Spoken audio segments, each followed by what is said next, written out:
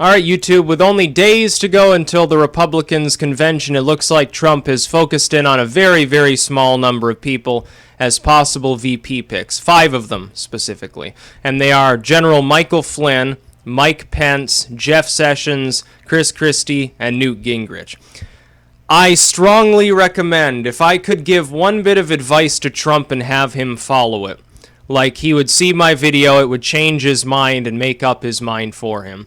I would say take General Flynn and make him your VPs, put him in the VP slot. Take him and use him. He's the only person there that really adds anything to your campaign. You should have been looking at like Jim Webb, but this is a close second behind Jim Webb. Military experience, check. Blue dog Democrat that's really, is a right-leaning on economic issues Democrat, check. Generally above the fray and therefore not distrusted by the population, check. Critical of the political establishment, check. He's got all the qualifications for running your kind of maverick campaign. Will it piss off the RNC? Of course it'll piss off the GOP's insiders. Who fucking cares? They couldn't be more pissed off at the Trump train already for usurping their precious little baby Jeb Bush and Marco Roboto and Cruz the Loser and all of these other people. They're already pissed off that the big money machine of the GOP, which is smaller at this point than the Democratic machine anyway, has abandoned Trump. They're saying, oh, well, I guess we'll wait 4 more fucking years. We don't even give a fuck. Trump has to continue the renegade campaign thing at this point.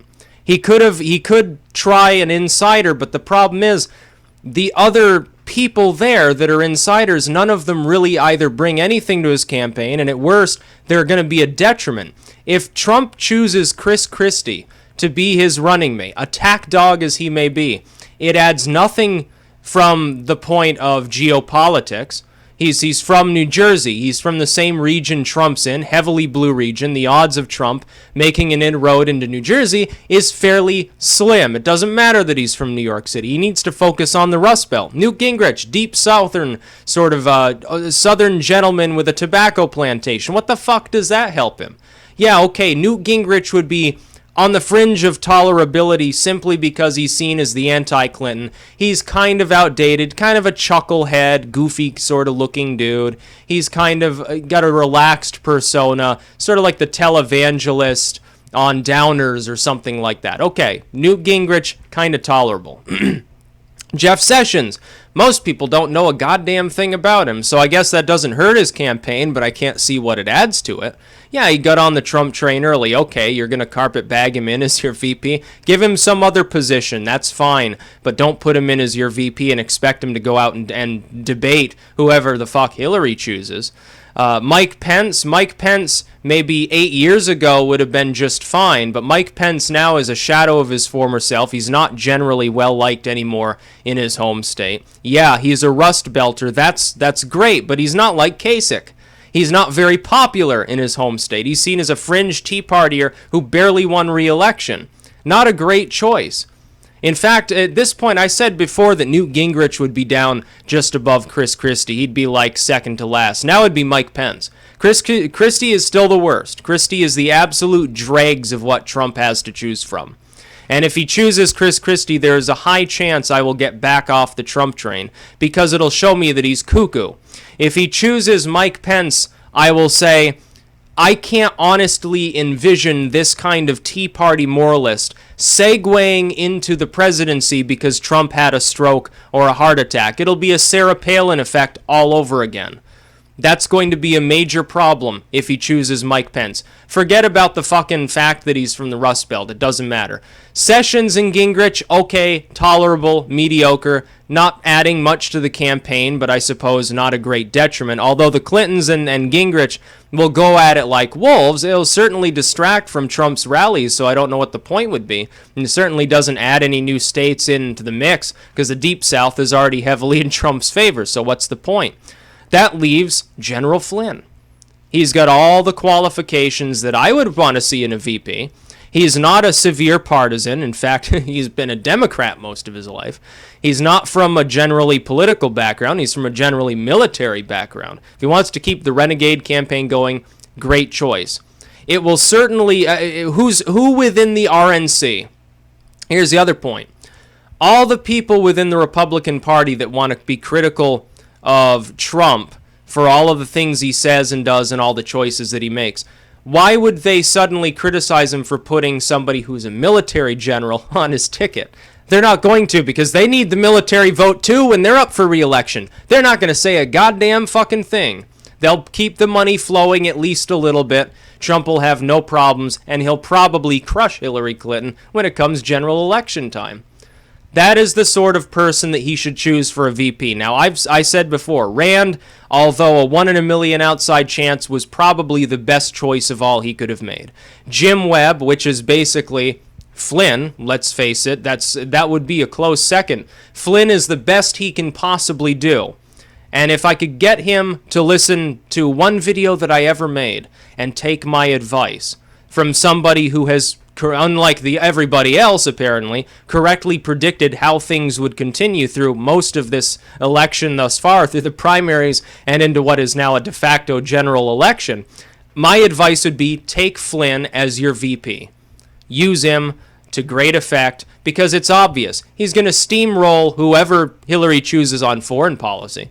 All he has to do is say, oh, well, you were busy, you're the person you want to be president with was busy gobbling down steak fries when people were getting killed in Benghazi, said with Obama, oh yeah, we should bomb Assad. What a great idea that would have been. And look at how inept everything's been. By the way, I criticized W2, so don't try to drag out the partisan card, because I was a Democrat at the time.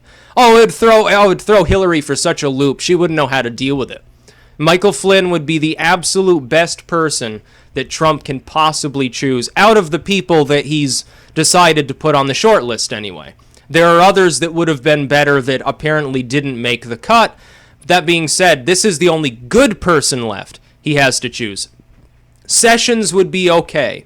Newt would be tolerable. Pence and Christie are horseshit. If he chooses either one of them, that's not good. It's going to do the opposite of help his campaign. And I won't know what he's thinking. All bets are off. By the way, who he chooses as VP matters.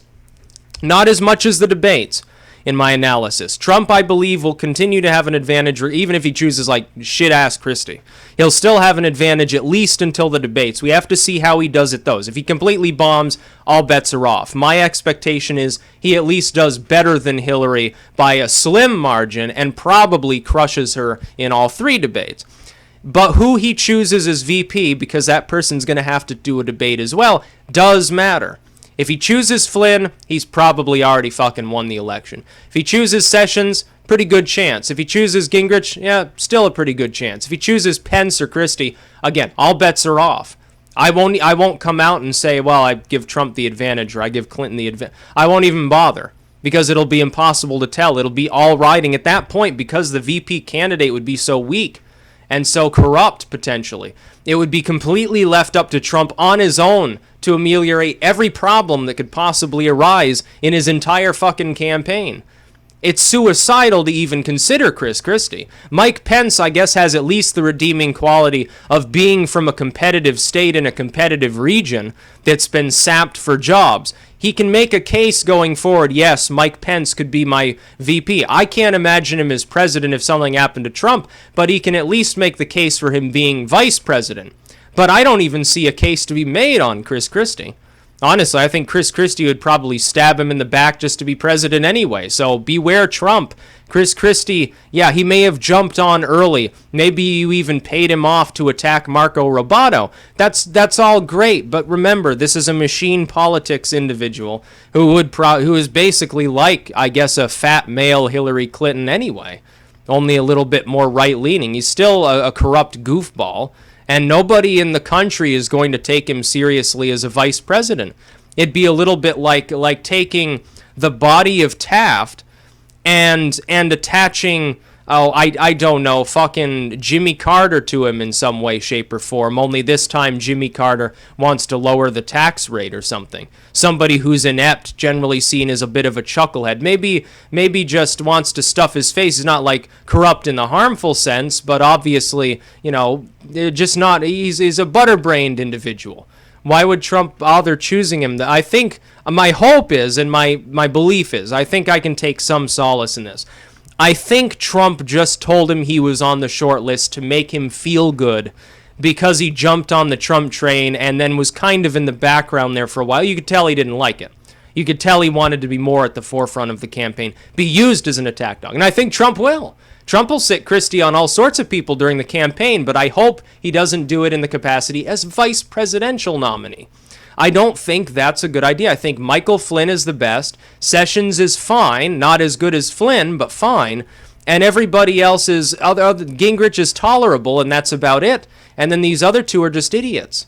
So that would be my thoughts on it. I hope he chooses Michael Flynn. It would be the best choice at this point that he can make, really. That's about all. Peace out.